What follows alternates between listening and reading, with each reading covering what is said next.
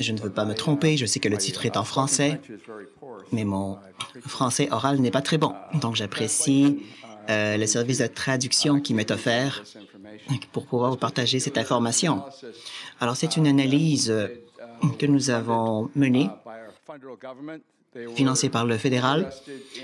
Le gouvernement était intéressé à examiner les interrelations dans le système de production. Généralement, lorsque vous faites une expérience, vous appliquez un traitement et vous voulez examiner les faits, les résultats. Est-ce que les résultats sont significatifs? Cette approche ici est différente, c'est-à-dire que nous avons divers systèmes de régie, systèmes de gestion, pour analyser les différences entre les régies, pour mieux comprendre tous les facteurs en jeu dans les divers systèmes de régie. Voilà, donc, on va parler des bleuets sauvages. Il y en a en Amérique du Nord et bien entendu, il y a les bleuets européens. Les cultures sont plus faibles en Europe et nous avons aux États-Unis, nous avons le bleuet Huckleberry. C'est une production de bleuets sauvages qui a lieu également en Alaska. Il y a un autre type de bleuet qui est trouvé en Alaska et même en Chine. Mais ce qu'il y a de commun entre ces bleuets, la différence, c'est que nous avons une gestion, une régie beaucoup plus intensive que pour ces autres types de cultures, alors qu'il y a des régies qui sont des régies très faibles, minimales. Alors, vous avez ici la production basée sur le lac Saint-Jean, ailleurs au Québec, et ça s'étend. Alors, nous avons des emplacements très concentrés. Les bleuets cultivés qui se sont répandus à travers le monde, eh bien, c'est qu'ici, nous avons un environnement unique au Québec, au Maine, dans l'Atlantique. Pour la culture des bleuets, les conditions sont très bonnes, et donc, c'est différents. Les bleuets sont différents par rapport aux autres bleuets cultivés ailleurs dans d'autres pays. L'analyse des systèmes que nous avons utilisés, c'est un peu comme un réseau ou comme une toile d'araignée. C'est une analyse qui est un mélange de pratiques de production et donc nous considérons l'écologie, les interactions écologiques, les aspects économiques. On en a déjà parlé un peu auparavant, la gestion des parasites, les systèmes de régie, etc. Donc, nous voulons essayer de comprendre tous ces liens, toutes ces interconnexions. Et pour ce faire, nous avons considéré 4 systèmes de production. Alors, nous avons la régie biologique, la régie minimale, la régie semi-intensive et la régie intensive. Et donc, cela nous donne une idée des différences entre les divers systèmes de production. Bien entendu, vous avez la régie biologique, régie minimale, semi-intensive, intensive. Il y a également le nivellement du terrain. Tout ça, c'est important pour la production. Alors, et vous avez également, bien entendu, la régie biologique. Ensuite, vous avez la gestion du pH. Si nous voulons réduire la concurrence des autres plantes, les mauvaises herbes, c'est important de tenir compte du pH dans ces pratiques et tenir compte de tous ces aspects, sauf peut-être pour la régie minimale, c'est moins significatif. Alors, il y a également les pesticides. Quand vous passez à une régie intensive, là, souvent, on va utiliser plus de pesticides.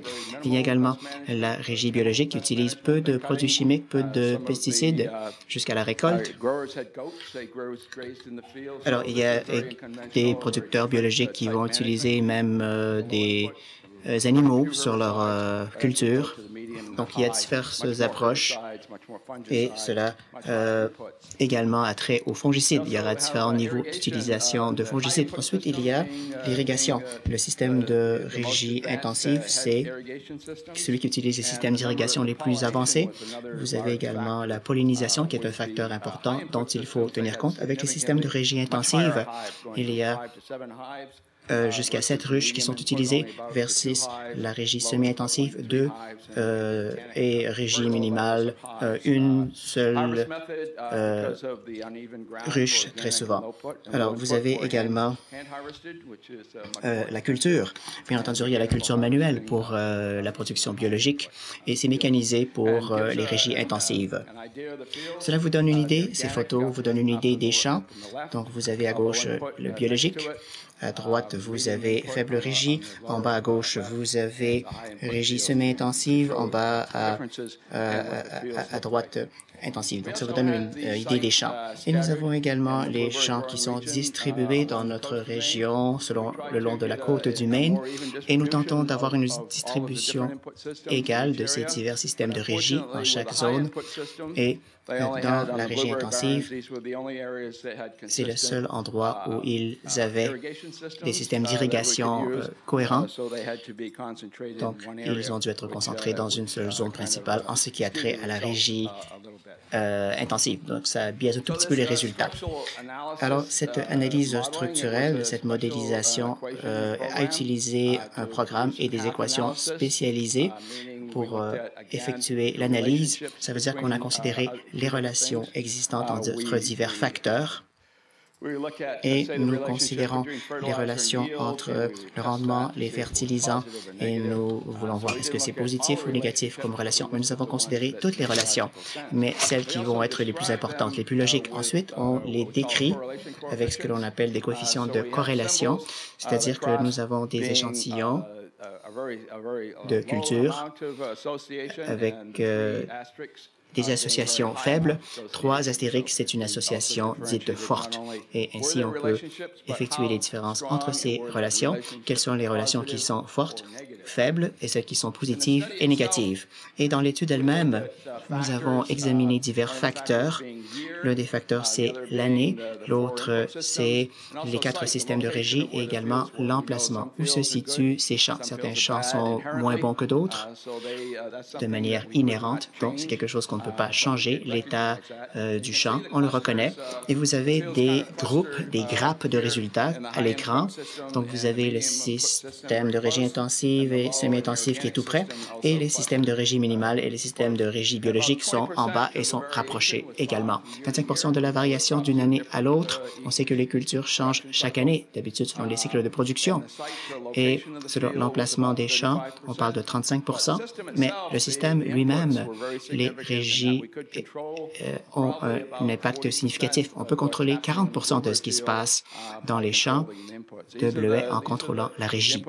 Donc, ça, c'est les régies sur lesquelles on avait un contrôle, mais on ne peut pas avoir un contrôle total d'une année à l'autre. On ne peut pas changer la nature des champs. Nous avons ici les rendements total pour 3 cycles de culture.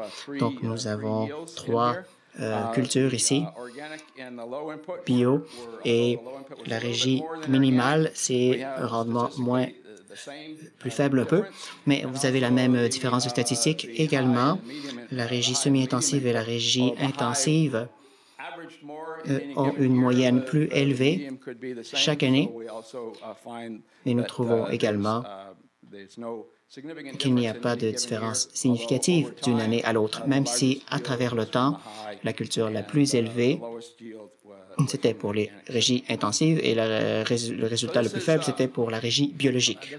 Alors, ici, vous avez l'analyse de trajectoire, comme on l'appelle. Ce que nous allons tenter de faire, c'est de souligner les différences dans les flux existants au sein de l'analyse. Et vous voyez qu'il y a 3 types de lignes. Les lignes noires, c'est un effet dit positif.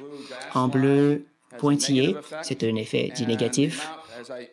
Et comme je l'ai mentionné, vous avez des lignes avec des astérix. Ça veut dire que c'est un effet significatif de ce facteur sur le système. Alors, le système de culture, alors, vous avez des effets effet. Donc, si vous augmentez la régie, vous devez réduire le brûlement. On s'attend à ça. Mais ce qu'on a vu avec le brûlement, c'est qu'on a vu une diminution documentée dans la couverture des bleuets. Et ça, c'est avec le temps. Et on le voit, cela a un effet négatif sur les bleuets. Et cela diminue également la densité des tiges dans les champs. Et cela diminue également le nombre de bourgeons sur les tiges. Il y a donc des effets négatifs dans le brûlement, dans le burning, et dans les champs biologiques, il y a des effets négatifs sur les plants elles-mêmes. Alors, pour le pH, plus c'est élevé, vous allez avoir un effet négatif. Donc, en diminuant le pH, c'est bénéfique. Mais ce que ça nous dit, c'est qu'avec un pH élevé, il y a un effet négatif sur le nombre de bourgeons, également la quantité de matière organique. Cela, surtout dans les champs biologiques, cela peut avoir un effet négatif à certains moments et cela peut réduire la récolte. Alors, les nutriments pour les feuilles, ce qu'on a trouvé, c'est que cela affecte la densité des tiges, ça peut réduire la densité des tiges, également le gel. Non seulement au Québec, il y a du gel qui est un problème, mais également ailleurs, et cela peut réduire le nombre de bleuets au Maine également. Alors, le système de culture, alors que l'on augmente la densité pour diverses régies, si vous avez une couverture par-dessus les bleuets, un couvert, c'est important. Le magnésium dans les feuilles, c'est important.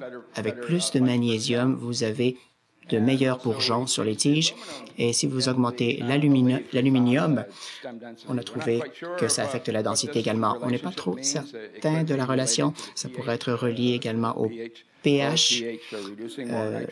Donc, plus de pH, ça peut réduire l'azote et ça pourrait être un autre facteur qui est en jeu. Mais ce que l'on sait, c'est que tous ces facteurs affectent la densité des plants dans les champs.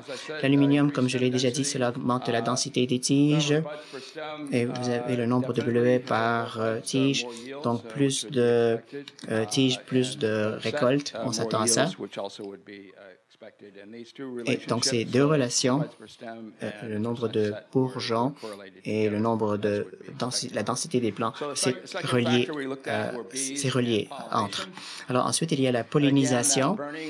Alors, le brûlage avait un effet, brûlage ou brûlement avait un effet négatif sur le système, le burning, et selon le système de culture ou de régie. Alors, si on réduit également la couverture sur les plants, le couvert. Alors, c'est également en relation avec le nombre de mauvaises herbes. Donc, quand vous augmentez l'intensité, vous avez le nombre de bourdons également qui affecte également le gel. Le gel a un effet sur le nombre d'abeilles. Vous avez plus de bourgeons, plus de gel, pardon, ça veut dire qu'il y aura moins de bourgeons et cela va affecter l'efficacité des abeilles parce qu'il y a moins de bourgeons et il y aura moins de fleurs qui vont attirer les abeilles ou les bourdons. Et cela va réduire le nombre de fruits. Également, le brûlement, on a trouvé qu'il y a des abeilles qui aiment les zones où il y a du brûlement, mais on a trouvé donc que le brûlement peut avoir un certain effet positif pour augmenter la population de certaines abeilles locales également. Alors, laissez-moi regarder un petit peu.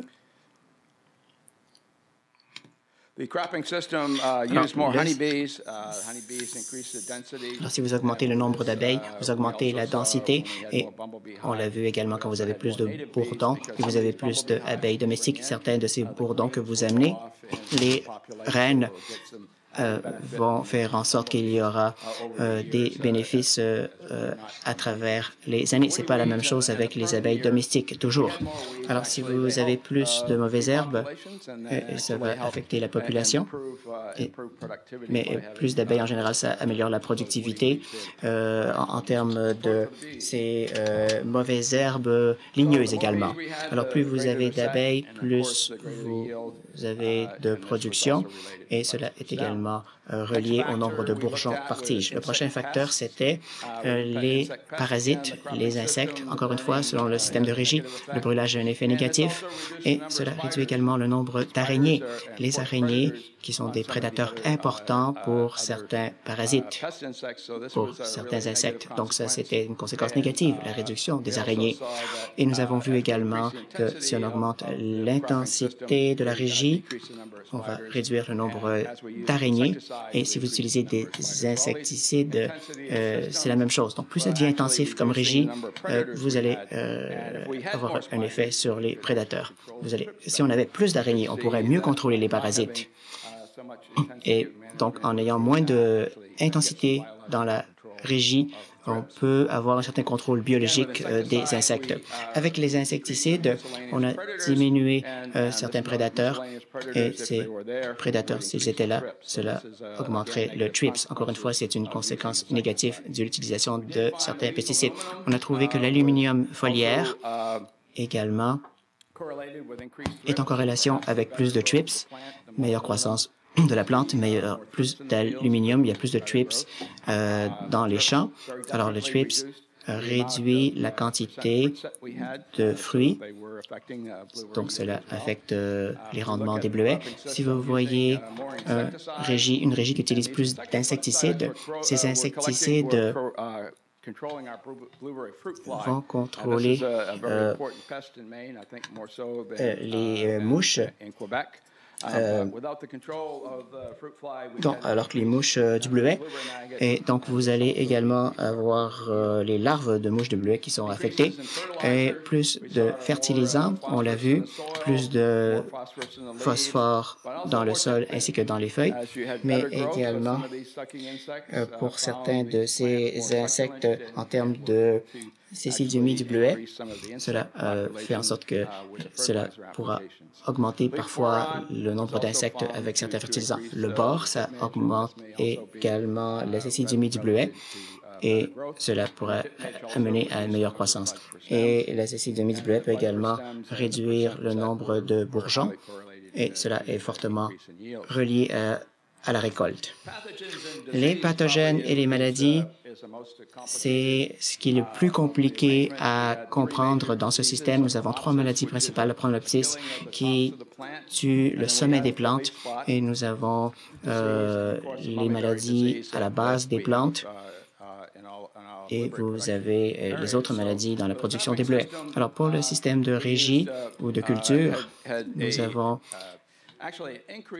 vu que quand vous augmentez l'intensité de la régie, vous avez souvent plus de maladies. Et alors, laissez-moi regarder un tout petit peu. Plus d'herbicides dans la culture, là, vous allez augmenter la quantité de certaines maladies. Donc, même si certains de cela pourraient avoir des effets positifs pour la culture du bleuet, vous allez également augmenter le taux de maladies.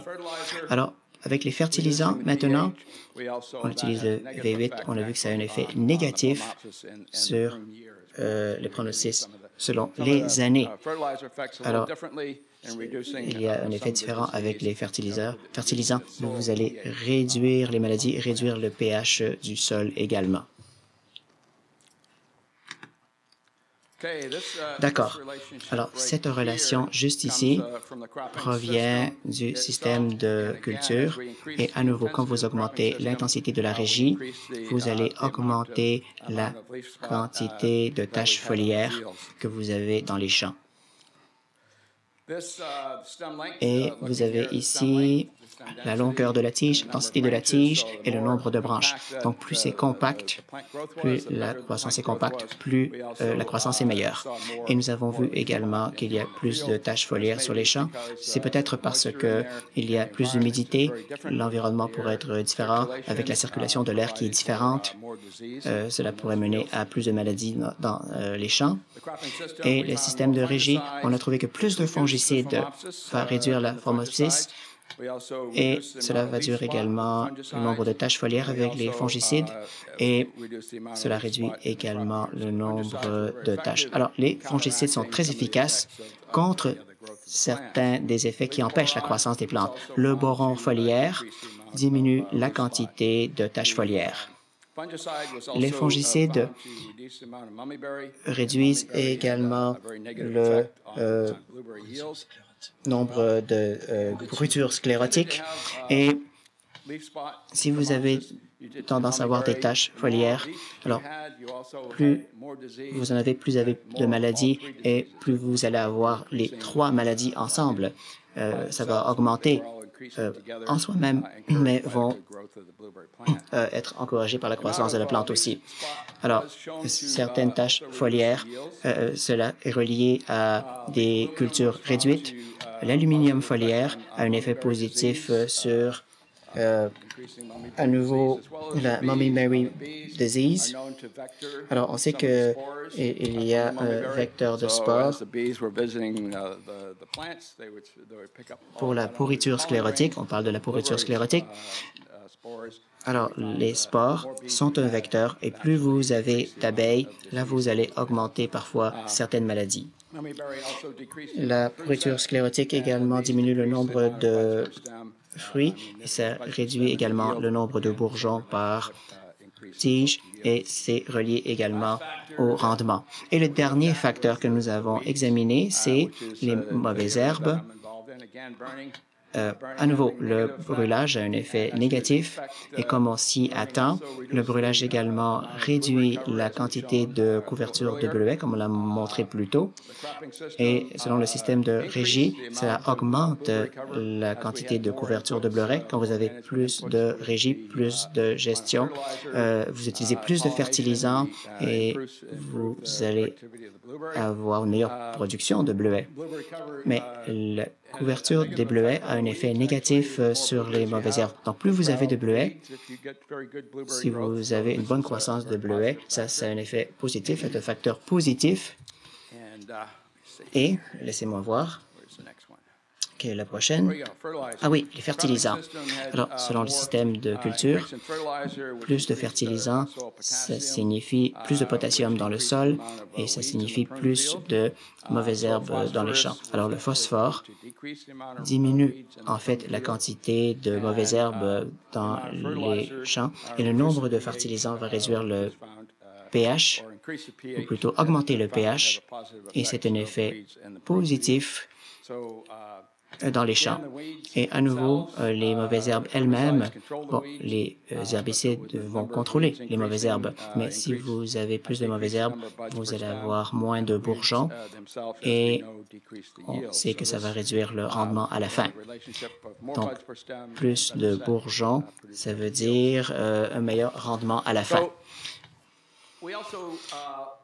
Et nous avons également examiné non seulement l'effet de ces interactions, mais également les aspects économiques. Alors, ce graphique-ci vous montre les champs biologiques et les régimes minimales pour ces 13 cultures. Vous voyez ici les variations, la tendance pour les régimes minimales et biologiques sur 3 ans, sur le cycle. Vous voyez que chaque année est un petit peu meilleure que l'autre. Mais avec la régie semi-intensive, on n'a pas vu cette tendance. On a vu une augmentation, ensuite une diminution en 2015 dans les deux, soit à la fois la régie semi-intensive et la régie intensive. Vous voyez que les moyennes avec régie minimale et semi-intensive, c'est la même, ainsi que biologique et minimale, c'est la même chose, peu importe l'année. Donc, les rendements peuvent varier cependant d'une année à l'autre selon la météo. Et ce que vous voyez ici également, c'est les dollars par acre, donc les bénéfices.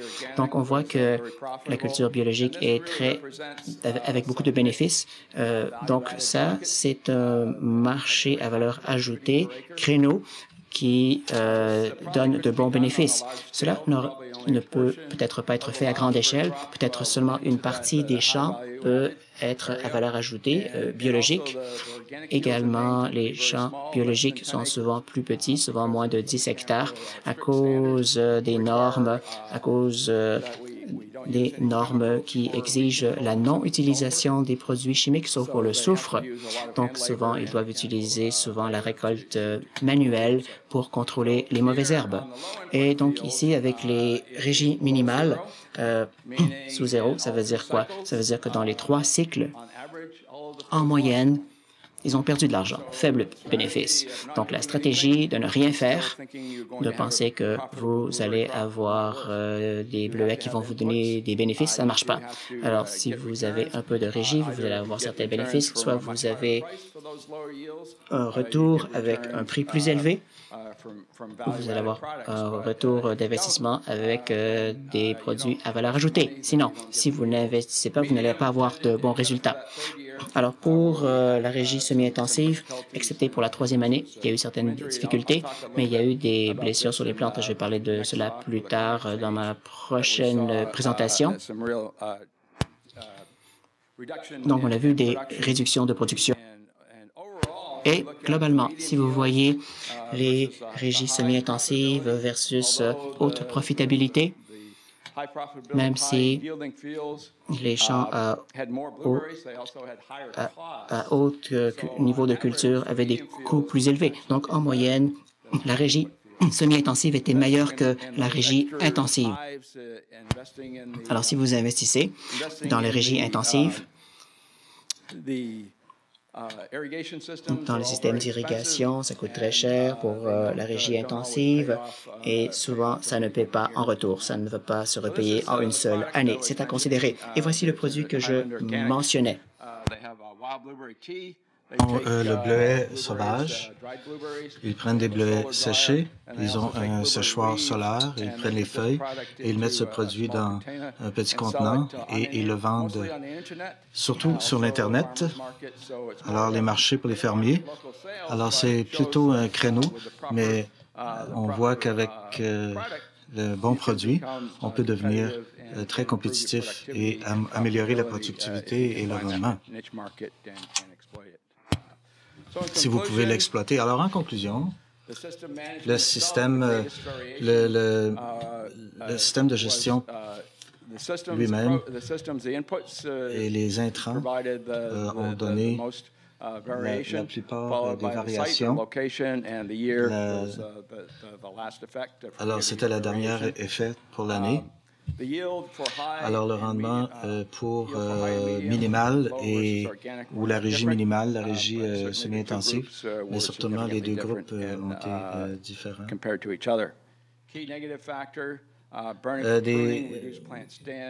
Des facteurs négatifs, la gestion du système a représenté la plus grande variation suivie du site de l'année.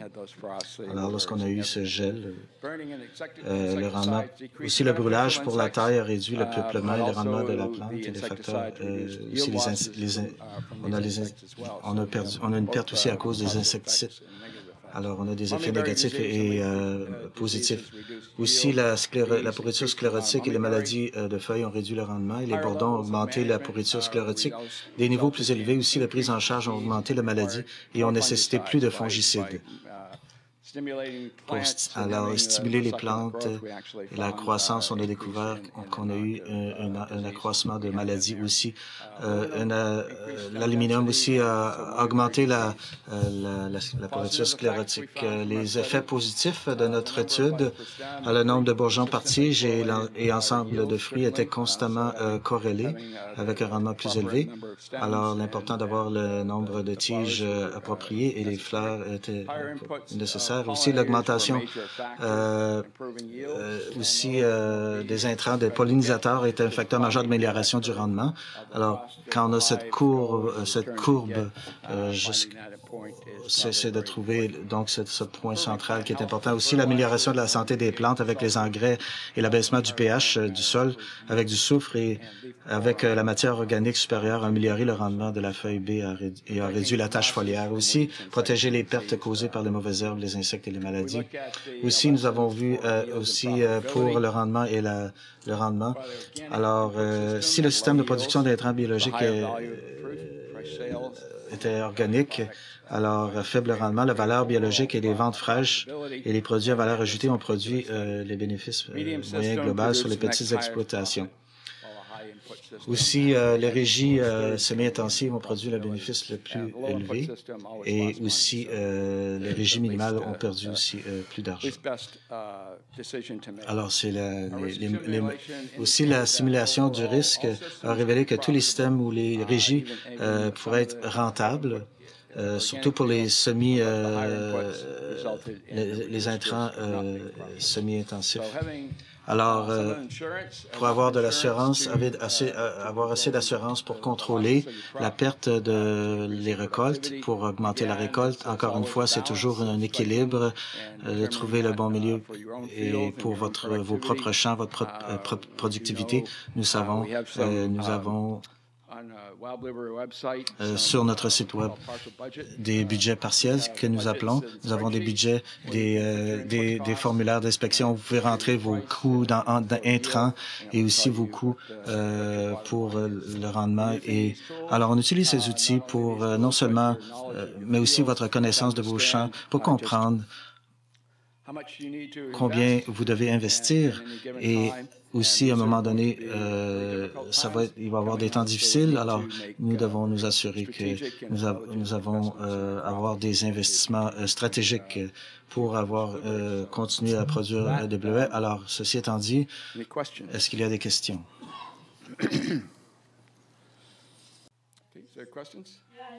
Oui, j'ai une question.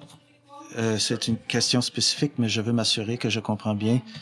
Quand vous parlez de la pollinisation, vous avez dit que si vous apportez la pollinisation avec les ruches sur le terrain, je parle des bourdons, la reine va sortir et ils vont coloniser les champs de bleuets ensuite. Vous avez vu l'évolution du bourdon dans les bleuets avec les bleuets, après que le producteur a acheté des ruches. Oui, la qualité, si les ruches ont du succès et assez de reines, peut-être qu'il y a plus d'une reine. Alors, s'ils peuvent trouver un bon habitat dans le sol ou certains endroits et le ressortent au printemps, alors ça, c'est un bourdon gratuit. Mais lorsque vous en achetez 300-400 et ensuite vous avez simplement un ou deux, alors tout compte. Et dans leur établissement avec succès, ça veut dire que vous allez avoir un plus grand réservoir d'abeilles locales plutôt que d'abeilles ou bourdons commerciaux. Yeah. Sure. Désolé, on ne parle pas dans le micro.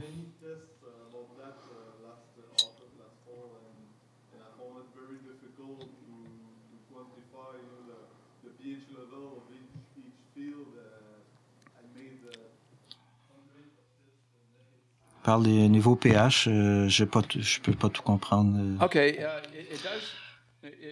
Alors, ce que nous voulons faire, étant avec le pH, c'est prendre le même temps, prendre différentes analyses pour les nutritions environ le 4 juillet, parce que le pH peut aussi varier avec la saison. Alors, il faut prendre un point qui est stable, par exemple l'analyse de la feuille, à un moment donné qui est stable, et alors cela pourrait vous donner des résultats plus conséquents. On ajoute le soufre, à peu près 100 livres par 10 unités pour abaisser le pH au niveau 4. Pas tout le monde se rend, là, mais si vous avez un pH élevé, si au-dessus de 5, alors définitivement, vous allez avoir plus de problèmes. Alors, de mauvaises herbes, ça veut dire plus de produits chimiques. Alors, le soufre est un investissement avec le temps. Quand on le met, ça prend quelques années pour que cela réagisse, mais ça dure un autre 10 ans. Alors, ça, c'est un autre investissement stratégique avec le temps pour réduire votre intrant d'herbicides, parce que ça va être beaucoup plus dispendieux, les herbicides, avec le temps. Alors, on réduit la compétition avec la soufre. Alors, c'est pour de là ma recommandation. Et si vous prenez le même temps, le même laboratoire, peut-être vous allez avoir des résultats plus conséquents. Ou peut-être c'est différent au Québec, je ne sais pas. Demandez à Jean Lafonce. Question? Vous avez expliqué le brûlage a des effets négatifs sur la plante. Alors, est-ce que vous avez évalué si le brûlage peut contrôler des maladies ou des insectes? Nous n'avons pas regardé cela, mais définitivement, nous voyons le brûlage comme sanitation. Il y a un coût de contrôle des insectes et aussi les maladies, comme la feuille tachetée. Alors, nous avons des effets positifs, mais le brûlage est tellement dispendieux comparé aux bénéfices, l'avantage. Alors, les avantages de ne pas brûler et tondre et d'appliquer le fongicide est plus efficace, à moins que vous soyez organique, biologique.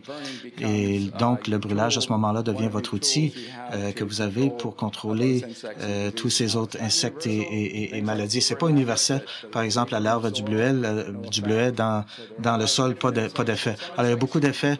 Vous pouvez contrôler avec le brûlage, mais pas tous les insectes.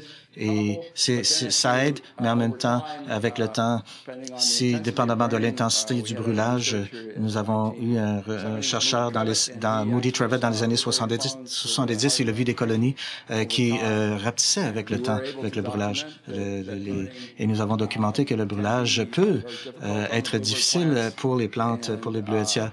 Et alors, nous recommandons, quand nous utilisons d'utiliser le brûlage sur certains cycles, ça prend certains cycles, pas le faire d'une manière conséquente avec le temps, parce que ça contrôle évidemment des maladies, mais en même temps, ça fait des dommages au bleuet avec le temps.